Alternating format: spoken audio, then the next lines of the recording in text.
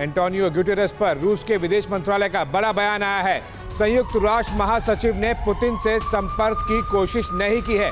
रूस की सफाई है, यूक्रेन युद्ध शुरू होने के बाद ऐसी कोई भी कोशिश नहीं की गई और यूएन महासचिव ने कई देशों के संपर्क में होने की बात कही थी।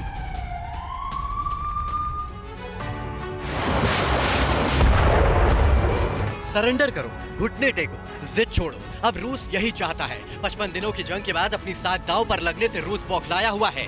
अब रूस हर हालत में यूक्रेन का टोटल सरेंडर चाहता है। रूस ने यूक्रेन को चेतावनी दी है कि वो जल्द से जल्द हथियार रख दे, वरना उसके लिए नतीजे भयावह होंगे।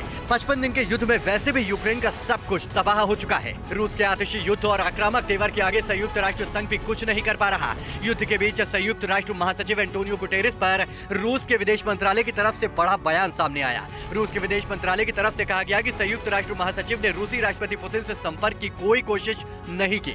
रूस का दावा है कि यूक्रेन युद्ध शुरू होने के बाद यूएन की तरफ से ऐसी कोई कोशिश नहीं की गई, जबकि यूएन महासचिव ने कई देशों के संपर्क में होने की बात कही थी। इस दावे को रूस ने झुठला दिया। रूस का विदेश मंत्रालय ये भी मानता है कि यूक्रेन के हालात के लिए अमेरिका और पश्चिमी देश जिम्मेदार है। रूस ने एक बार फिर आरोप लगाया है कि पश्चिमी देशों और अमेरिका ने रूस की सीमा पर रूस के खिलाफ यूक्रेन को खड़ा किया और उसे बड़ी मात्रा में हथियार दिए।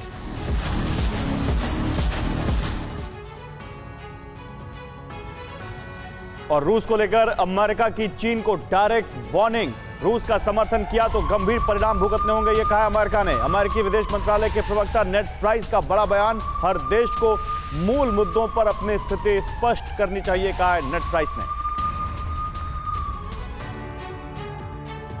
अगर चीन ने रूस का साथ दिया तो यह हिमाकत चीन को बहुत भारी पड़ेगी। ये धमकी अमेरिका की है, जो चीन को डायरेक्ट वार्निंग दे रहा है और साथ में यह भी कह रहा है कि चीन ने उसकी बात अगर नहीं मानी तो अंजाम बुरा होगा।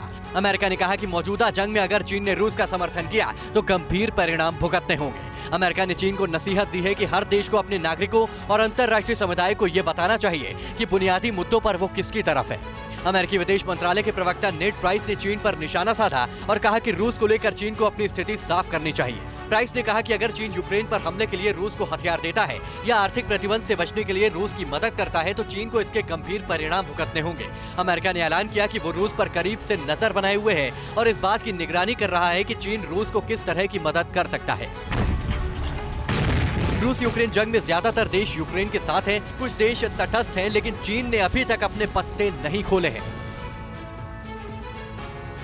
फिक्र आपकी, सोमवार से शुक्रवार रात 9 बजे सिर्फ TV9 भारतवर्ष पर।